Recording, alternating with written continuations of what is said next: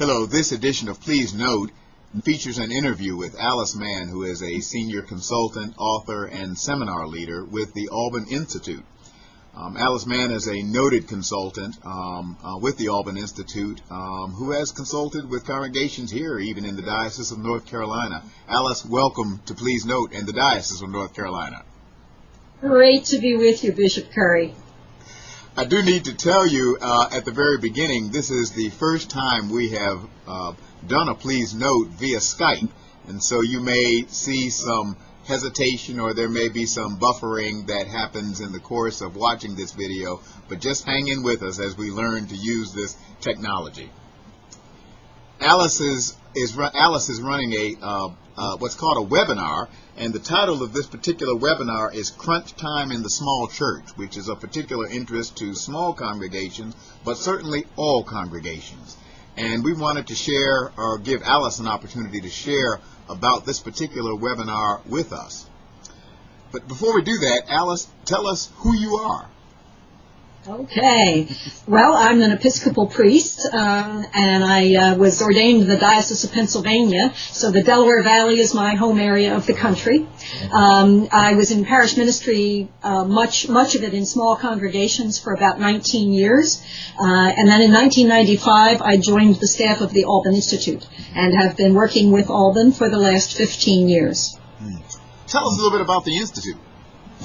Yes, the Alban Institute was one of the first independent resource centers for congregations. It's about 35 years old, and back when Alban was founded by an Episcopal priest from North Carolina named Lauren Mead. We know him. Yeah, good friend, huh? Yes.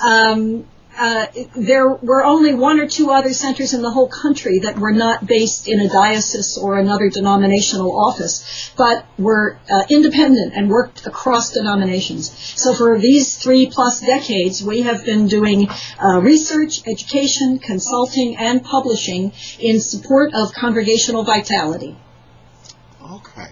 Now, you're doing a webinar, and this is an opportunity that people don't have to get on an airplane or in a car to fly to hear your seminar. They do it as a webinar. What in the world is a webinar?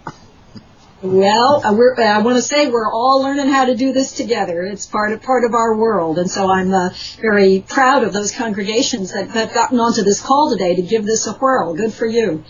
A webinar is the delivery of a presentation using your computer and your computer screen and your computer audio, where in this case you don't see live video of the presenter as we are in this Skype call, but rather what you see is a PowerPoint presentation that moves along as I'm speaking live to the audience.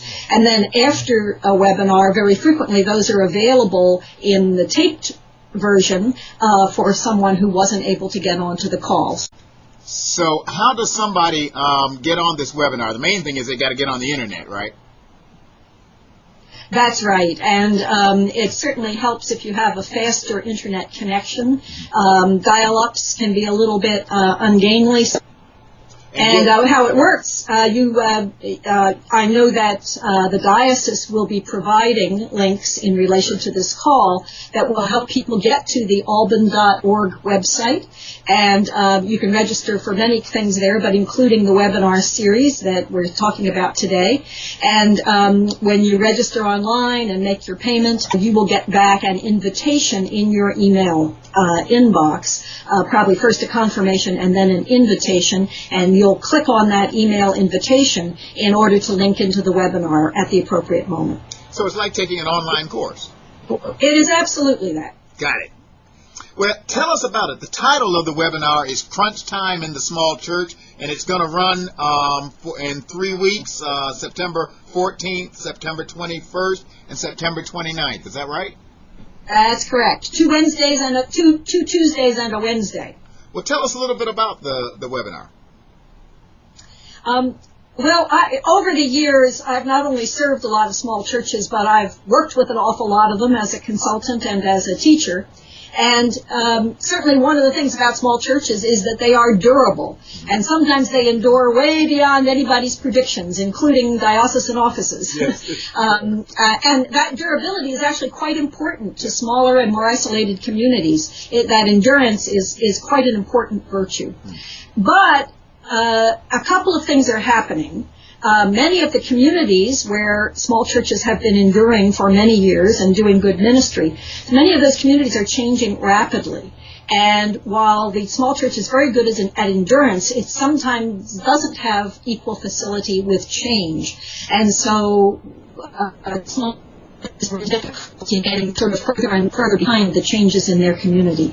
The second thing is that there does come a point, especially with the economic crisis of the last year or two, when even a survivor begins to face perhaps mortal challenges, just something too big to adapt to.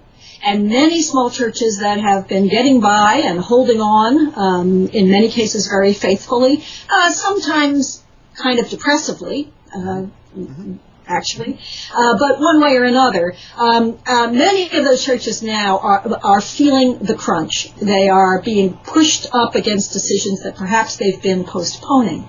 And so I called this Crunch Time in the Small Church to try to really open up that whole issue. This series, as you say, is 3 different webinars. In the first one, which is called We Can't Keep Going Like This, I'm really encouraging small churches to embrace the problems of the present moment as a chance to really take a look at what's possible for the future, to really step right into it and to not avoid it at all, to grab hold of it and say, okay, the moment is asking for something from us and we're going to step right into that and use this moment to explore things that will be good for our vitality, our health, our faithfulness, and maybe our emotional life as well. The second one, what choices do we have? It's been my observation that small churches often zero in on many too few options for themselves.